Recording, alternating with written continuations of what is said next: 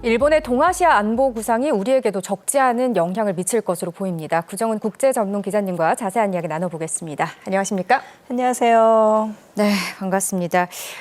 이 유사시 군사 작전이 이루어지는 구역을 전시작전 구역이라고 하는데 일본이 중국해 한반도 일대를 하나의 작전 구역으로 묶는 이른바 원시어터 구상을 내놨습니다. 일본의 원시어터 구상, 이게 어떤 것을 의미하나요? 정확히 뭔가요? 3월 말에 그 나카타니겐 일본 방위상이 그 미국의 그 피트 헥세스 국방장관한테 제안을 했다고 이제 국내 언론들의 보도가 됐었죠. 그러니까 이 시어터, 우리 극장이라고 알고 있는 이게 전쟁 구역을 얘기합니다.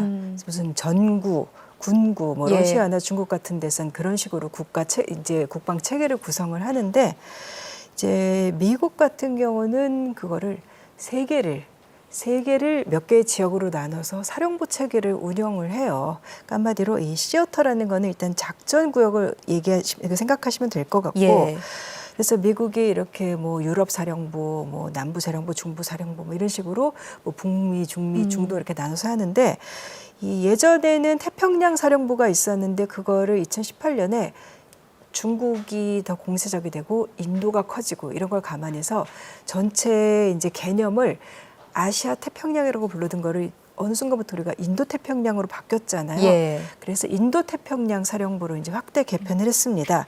그래서 그 안에서는 이 전쟁 구역이 어떻게 됐냐, 작전 구역이 어떻게 됐냐면 일단 북한 문제 우리한테 가장 관심 가는 이거는 이제 한국과 미군 차원에서는 주한 미군의 이제 그거를 담당을 하게 되고. 그 다음에는 이제 대만과 양안 관계라 그래서 대만과 중국 관계. 뭐 여기는 주로 이제 주일 미군이 이제 관할을 하게 되겠죠. 그리고 이제 남중국해는 일단 뭐 필리핀처럼 미군 기지를 두고 있는 나라들이 있고, 그러니까 이런 데 있는 미군이라든가 아니면은 해상 작전 중인 미군이라든가 이렇게 관할하는 체제로 돼 있어요. 근데 다 하나로 묶어서 미국과 일본이 합동으로 관리하자는 거다. 이렇게 그냥 간단하게 아주 단순화시켜서 말씀드리면 그렇게 될 것 같고, 근데 이제 아직은 초기 단계, 제한 단계입니다. 그리고 이것도 뭐 한국이나 중국 같은 나라의 반발이 당연히 예상이 되는 거고. 그렇죠. 그래서 지금까지 나온 걸로만 보면 일단 핵심은 그 좀 전에 말씀드린 대로 동중국해, 남중국해, 뭐 한반도 주변 지역 이거를 다 단일 작전구역으로 묶자라는 거고, 그래서 이제 여기서 전략적 목표는 인도태평양 지역에서 이제 잠재적인 위협을 억제한다. 중국 견제가 되겠죠. 이제 그거고, 그리고 위기 상황이 벌어지면 일본이 최전선에서 모종의 역할을 담당하게 되는 거고, 이제 그래서 그 방식은 뭐냐? 이 하나가 된 광범위한 지역에서 일본 자위대하고 미군 부대를 잇는 통합된 지휘 체계를 만드는 겁니다. 이제 그렇게 되고 이제 일종의 작전 프레임워크 같은 거를 만들어서 이제 하나로 한 몸이 되어서 이제 대응을 하게 되겠죠. 그렇게 되면 결국은 미국과 일본은 더 밀착이 이제 강화될 거고, 그리고 뭐 합동 훈련이라든가 뭐 자위대 군사 활동 많이 늘어나게 되겠죠.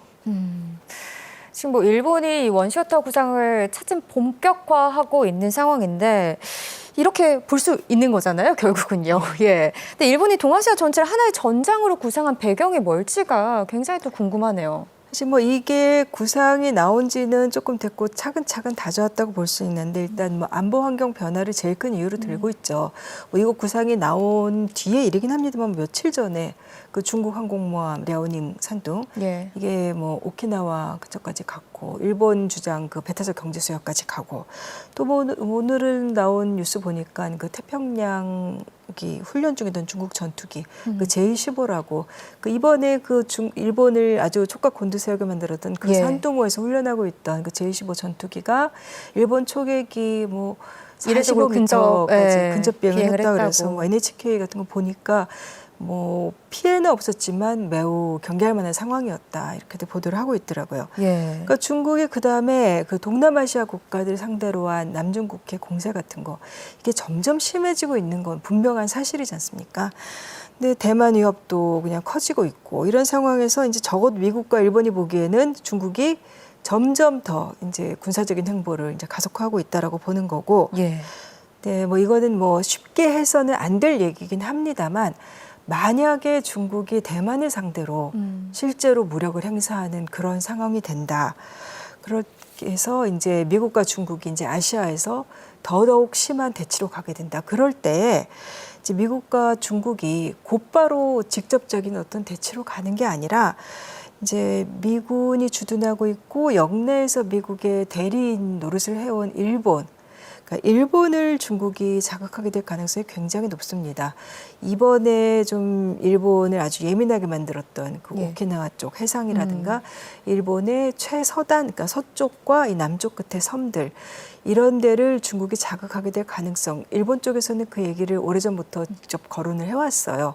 그렇게 되면은 주일 미군도 당연히 위협으로 느끼게 될 거고 일본이 말려 들어가게 될 가능성은 굉장히 커지게 되죠. 예. 이제 그런 상황에서 지금 일본은 위협을 느끼고 있는데 그럼 우리가 미국의 노선에 발맞춰서 더 큰 역할을 하겠다.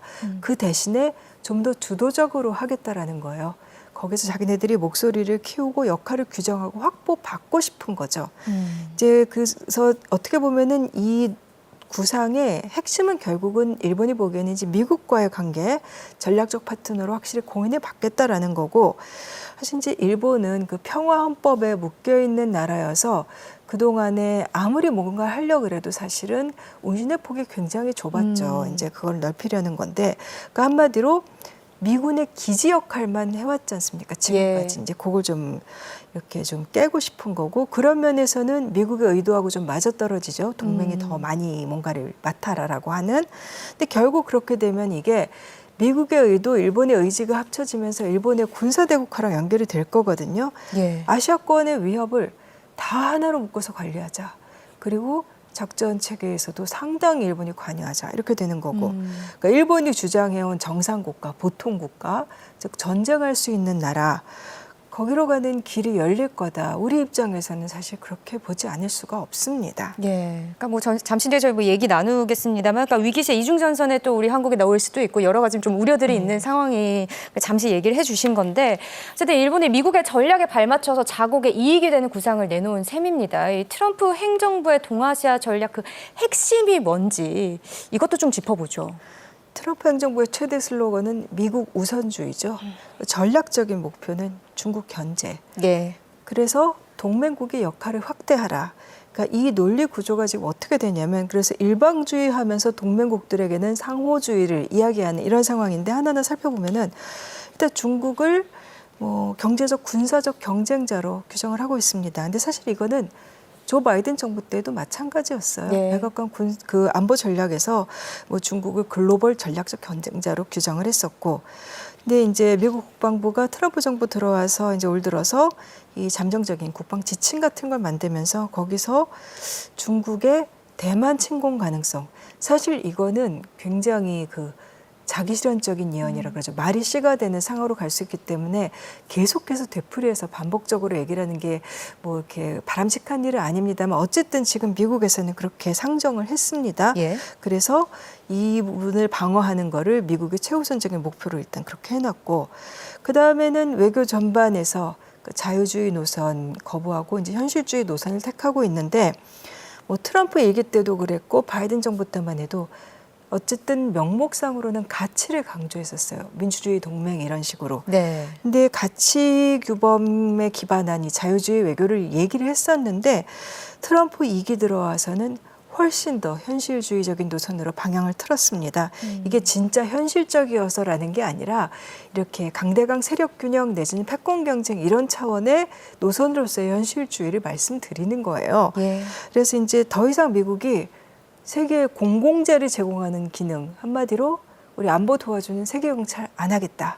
이런 얘기인 거고, 그래서 동맹국들에 대해서는 그래서 나오는 게 이 상호주의라는 게 미국이 그동안 해줬는데 이제는 너희가 해라. 그러니까 안보 더 책임져라. 역할 확대하고 돈 더 내라. 우리 이제 많이 들어왔던 돈 더 내라라는 건데, 그러니까 중국을 견제하려면 인도태평양 지역에서 군사적 억지력은 강화를 해야 되는데, 미국은 돈을 덜 내고 싶고, 그러면 이제 동맹국들이 나서라. 그래서 그 대상이 되는 게 이제 한국, 일본, 호주 이런 나라들인 거고, 그래서 이제 뭐 미군 전력제 배치라든가 뭐 이런 얘기 할 가능성이 높고, 그러니까 글로벌 개입은 줄이고 중국 견제에 집중할 테니까 이제 동맹국들도 동참하라. 이제 거기에 발맞춰서 일본이 먼저 선언하고 나온 게 원시어터 구상이다. 이렇게 보시면 될 것 같습니다. 뭐 미국도 미국이지만 일본도 이 원시어터 구상을 하는 이유가 또 있지 않겠습니까? 예. 어떤 좀 전략적 이득을 노리고 이렇다고 보십니까? 일단 앞서 말씀드린 대로 아시아에서 이 안보 측면에서 주도적인 위치를 차지할 수 있겠죠.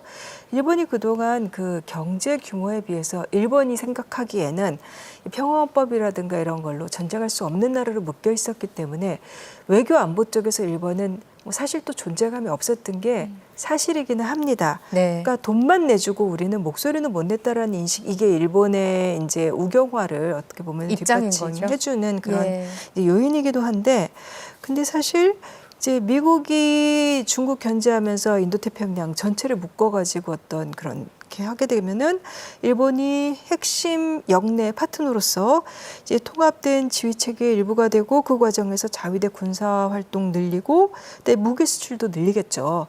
근데 이 과정을 제가 그 필리핀의 사례를 하나 말씀을 드릴게요. 예. 그러니까 중국과 필리핀의 갈등이 말싸움을 넘어서서 최근 몇 년 사이에는 실제로 또 군사적으로 군함이라든가 해안 경비선들이라든가 상선들, 어선들 이렇게 대치하는 이런 상황까지 갔는데, 뭐 2023년에는 필리핀군 참모총장을 태운 선박이 중국 선박하고 대치하는 사건까지 있었어요.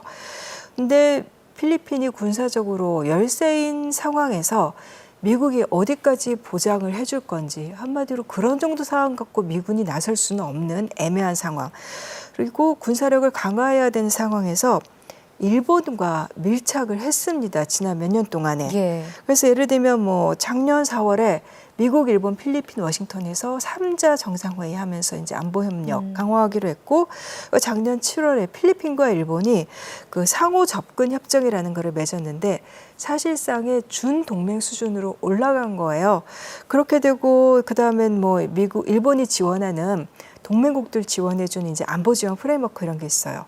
거기다가도 필리핀 넣어주고, 그리고 또 뭐 그렇게 해서 이제 뭐 해양감시용 레이더라든가 이런 거 일본이 대주고, 그리고 또 실제로 무기 수출 2020년에 이 공중감시 레이더 1억 달러어치 이제 수출하기로 일본이 계약을 했는데, 예. 일본은 사실 이것도 무기 수출도 못하게끔 여러 가지로 막혀 있었습니다. 일본 법에 따라서. 근데 그거를 아베 신조 정부 때부터 조금씩 풀었고 2014년에 본격적으로 풀겠다라고 이제 법제를 다듬었는데, 그 다음에 처음으로 완제품을 이제 수출한 대상이 이제 필리핀이었던 거죠. 그렇게 보면은 이제 일본은 어떻게 보면 이 전체 구상을 계속 맞춰서 이제 가다듬어 왔다고 볼 수 있고, 이제 한국이 거세게 반발할 것 같으니까 최근에 조금 용어를 바꿨죠. 원시어터가 아니라 오션 네. 구상, 예. 그러니까 해양 안보 구상인 것처럼 이렇게 말을 바꿨는데, 뭐 본질은 같은 거고요. 그래서 우리가 아주 예민하게 우리도 이거를 주시하지 않을 수가 없는 거죠. 아니, 뭐 일본의 입장도 알겠습니다만, 문제는 이 구상에 우리와의 사전 논의나 동의가 없었다는 거잖아요. 네. 분명 한반도가 포함이 되어 있는 건데, 이 하나의 정부가 현실화된다면 한반도 안보에 사실 좀 많이 영향을 끼치지 않겠습니까?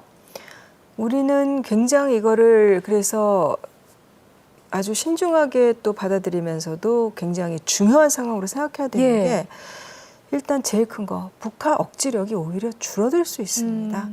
그러니까 주한미군은 기본적으로 북한 위협을 억제하기 위해서 있는 거예요. 그렇죠. 그거는 예. 미국과 한국 사이에 오랜 세월에 걸쳐서 합의가 되어 왔던 겁니다. 근데 그거를 북한 억제에서 지금 중국 억제로 바꾸겠다라는 거죠. 미국이 그러고 싶어 하는데 일본이 나서서 지금 먼저 운을 띄워준 거예요.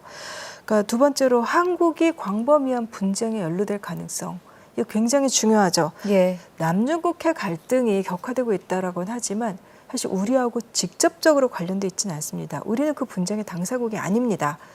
일본은 동중국해 분쟁, 중국하고 직접적인 영유권 갈등이 있죠. 우리랑 일본은 처지가 다릅니다. 네. 근데 남중국해 유사시에, 그다음에 혹은 중국과 대만 간 유사시에 이거를 뭔가가 위협적인 상황으로 군사적인 대치라든가 이런 걸로 갔을 때 주일미군, 일본군, 주한미군, 심지어 한국까지도 말려들 수 있는 상황으로 지금 다 같이 묶어놓자. 이거 뭐 연대 책임도 아니고 이렇게 가자는 거고. 세 번째로 우리가 이제 반중국 진영에 우리는 딱 어느 한쪽을 택했다. 그쪽에 귀속되는 걸로 받아들여질 수 있습니다. 그렇죠. 실제로 이건 중국은 당연히 그렇게 해석을 할 수밖에 없을 거예요. 중국을 상대로 무슨 군사작전하는 이런 상황까지 갈 일은 가능성은 낮다고 봅니다만 현재로서는 예. 중국하고 한국은 경제적으로 완전히 갈라설 수 없다는 거 우리 모두 다 알고 있잖아요. 그런데 한국이 반중국 전선으로 이제 완전히 가버린 것으로 그렇게 못 박는 효과가 나타날 수 있습니다. 그 다음에 또 하나가 이제 중국과의 관계에서 그렇다면 이제 우리가 미국과 일본의 하위 파트너로 전락할 가능성이 이제 상당히 높아지겠죠. 예. 그러니까 미국 중심 패권 구조에서 그러니까 일본이 미국의 핵심 영내 파트너가 되고 한국은 그 밑으로. 그러니까 한마디로 미국이 맏형, 일본이 그 다음에 우리는 그 아래로 예. 이렇게 딸려가는 구도가 될 우려가 있는 거고 그 다음에 이제 일본이 군사 대국화로 가는 거 그거를 우리가 동조하고 묵인하는 것으로 받아들여질 수 있습니다. 이거는. 그리고 또 하나 그 연장선상에서 그런 일이 있어서는 안 되겠지만 만약에 한반도에서 어떤 문제가 생겼을 때 예. 한반도 유사시에 일본이 한반도에 개입할 수 있는 그런 길을 열어놓는 것으로 그렇게 암묵적으로 갈 수 있기 때문에 예. 이거는 사실은 우리 입장에서는 어떤 부분이 과연 우리한테 좋은 게 있는 건지 면밀히 따져봐야 되는 거죠. 그러네요. 지금 말씀하신 것처럼 한국 입장에서는 뭐 주한 미군도 그렇고 한미 동맹의 성격도 전환이 될 수 있고 또 양면 전선의 위협도 있을 수 있고 대중 관계도 악화될 수 있고 여러 가지 중증적인 지금 부담을 안고 있는 상황들인데 지금 주한 미군은 트럼프 행정부의 군사 전략 특히 중국 견제와도 연결이 되어 있지 않습니까? 근데 이렇게 되면 감축 카드를 내놓을 수도 있지 얼마 전에 않을까요? 그 월스트리트저널에서 보도를 했었죠. 예. 그 주한미군 지금 3만 명 좀 못 되죠. 한 28,500명. 그 중에서 한 4,500명 정도를 뭐 처음에 뭐 괌 얘기도 나왔는데 한마디로 인태 지역 재배치 주한미군 빼서 이런 얘기가 이런 보도가 나왔는데 일단 한국과 미국 양국의 당국은 부인했습니다만 이거를 트럼프 정부가 실제로 추진할 가능성도 배제할 수 없고 왜냐하면 예. 미국이 계속 얘기하는 게 전략적 유연성이에요. 우리는 주한미군은 북한 억제하는 거니까 여기서 일단 한국과 미국 사이에서 협상할 일인 거고 한반도 상황과 관련돼 있는 거다라고 얘기를 하지만 미국은 좀 더 유연하게 뭐 여기서 갔다가 인태 지역에 딴 데로 뺄 수도 있고 뭐 여러 작전에 동원할 수 있는 거 아니냐라고 얘기를 하고 그러고 싶어 하죠 미국은. 근데 그렇기 때문에 일단 미국이 실제로 그런 거를 추진하겠다라고 할 수도 있는 거고 아니면 적어도 그거를 카드로 그러니까 한국과 예를 들면 지금 같은 경우 뭐 관세 협상이라든가 뭐 여러 가지 방위비 협상이나 여러 가지에서 미국이 카드로 내세울 가능성은 계속 있죠. 네. 그러네요. 그러니까 우리로서는 이 주도권을 가지고 실리를 챙기는 게 정말 중요한 시점으로 보여지는데 어떤 전략이 좀 필요하다고 보십니까? 일단 지금은 그 한국은 압박을 분명히 많이 받게 될 거예요. 그 구상이 뭐 어떤 원시어터가 됐든 오션이 됐든 아니면 미국이 주장하는 다른 이름이 됐든 예. 그 원시어터라는 말에 대해서는 일본 내에서도 너무 자극적이다라는 비판이 많이 나왔었거든요. 아니요, 무슨 뭐 주한미군을 가지고 이제 카드로 내쓰는 게 됐든 그럴 텐데 이제 한국의 참여한다 안 한다. 일단 우리는 압박을 많이 받을 것은 분명합니다. 싫어라고 우리가 이렇게 단정 지어서 말하는 것도 굉장히 부담이 큰 그런 상황이고 예. 그러니까 사실 우리도 진짜 전략적 모호성이라든가 이런 것들을 계속해서 고민을 해야 되고요. 이제 먼저 우리가 미국의 우리 입장을 적극적으로 설득할 수 있어야죠.